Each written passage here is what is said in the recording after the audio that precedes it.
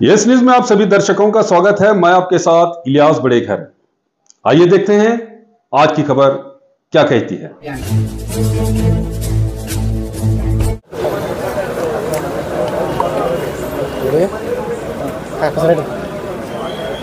ಇವತ್ತು ನಾವು ವಿಜಯಪುರದಲ್ಲಿರುವಂಥ 50ಕ್ಕಿಂತ ಹೆಚ್ಚು ದೇವಸ್ಥಾನಗಳನ್ನು ಧಾರ್ಮಿಕ ದತ್ತಿ ಇಲಾಖೆ ಕರ್ನಾಟಕ ಸರ್ಕಾರದ ಅಧೀನದಲ್ಲಿ ತೆಗೆದುಕೊಳ್ಳುವಂಥ ಒಂದು ಪ್ರಕ್ರಿಯೆ ನಡೀತಾ ಇದೆ. ಇವತ್ತು ಯಾವುದೇ ದೇವಸ್ಥಾನದ ಆಡಳಿತ ಮಂಡಳಿಗೆ, ಟ್ರಸ್ಟಿಗಳಿಗೆ ಯಾವುದೇ ರೀತಿ ಮಾಹಿತಿ ಕೊಡದೇ, ನೋಟಿಸ್ ಕೊಡದೇ, ಅವ್ರ ಜೊತೆ ಮಾತುಕತೆ ಮಾಡ್ದೇ ಈ ಪ್ರೊಸೆಸ್ಸು ಸರ್ಕಾರದ ಎಲ್ಲ ಇಲಾಖೆಗಳು ನಡೀತಾ ಇದೆ. ಇದು ಒಂದು ಸರ್ಕಾರ ಎಲ್ಲ ದೇವಸ್ಥಾನಗಳನ್ನು ಬಿಜಾಪುರಲ್ಲಿರುವಂಥದ್ದು ಸರ್ಕಾರದ ಕಬ್ಜಾ ತಗೋಬೇಕನ್ನುವಂಥ ಒಂದು ದುಸ್ಸಾಹಸಕ್ಕೆ ಕೈ ಹಾಕಿದೆ.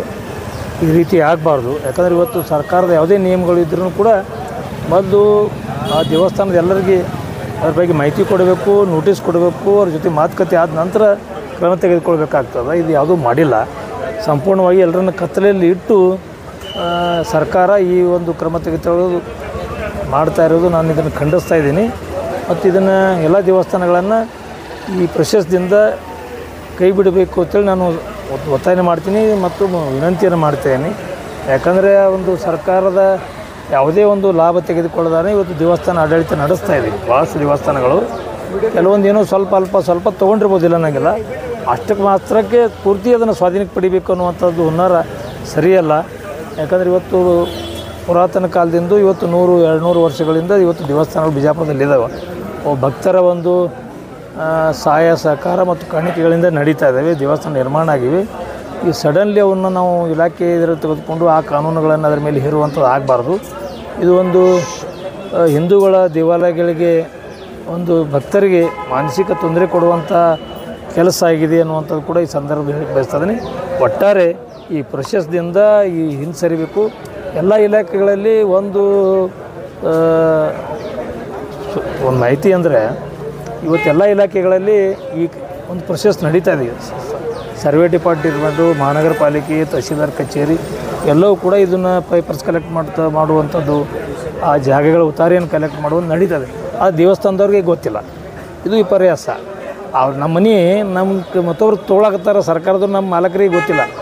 ಆ ರೀತಿ ಮಾಡ್ತಾರೆ. ಇದು ಒಂದು ದಬ್ಬಾಳಿಕೆ ಕ್ರಮ ಆಗಿದೆ.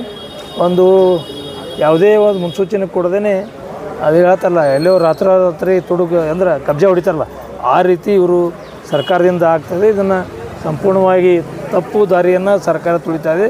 ಅವ್ರು ಇನ್ನೊಮ್ಮೆ ನಾನು ನಿಮ್ಮ ಮೂಲಕ ವಿನಂತಿ ಮಾಡಿ ಒತ್ತಾಯ ಮಾಡ್ತೀನಿ, ಸಂಪೂರ್ಣವಾಗಿ ಕೈ ಬಿಡಬೇಕು. ಅವ್ರ ಸ್ವಾಧೀನದಲ್ಲಿ ಅವ್ರ ಆಡಳಿತ ಮಂಡಳಿ ವ್ಯವಸ್ಥೆಯಲ್ಲಿ ಆ ದೇವಸ್ಥಾನಗಳ ನಿರ್ವಹಣೆ ನಡಿಬೇಕು.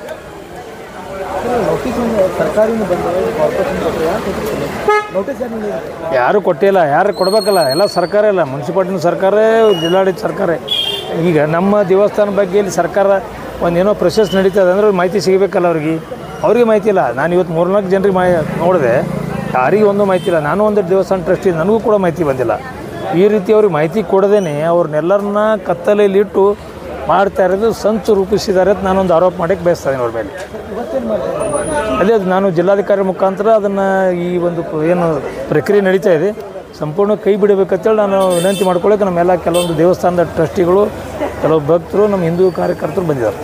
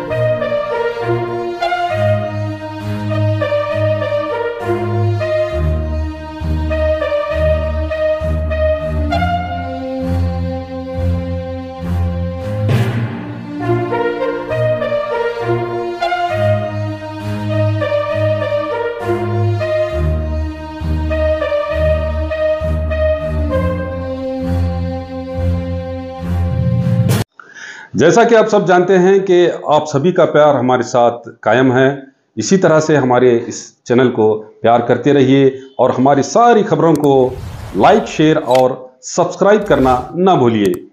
हमारा यही मकसद है कि आपको हर खबर जो है, जैसा है वैसा ही आपको हम दिखाते रहेंगे, ना किसी का पक्ष लेंगे, ना किसी के विरोध में जाएंगे।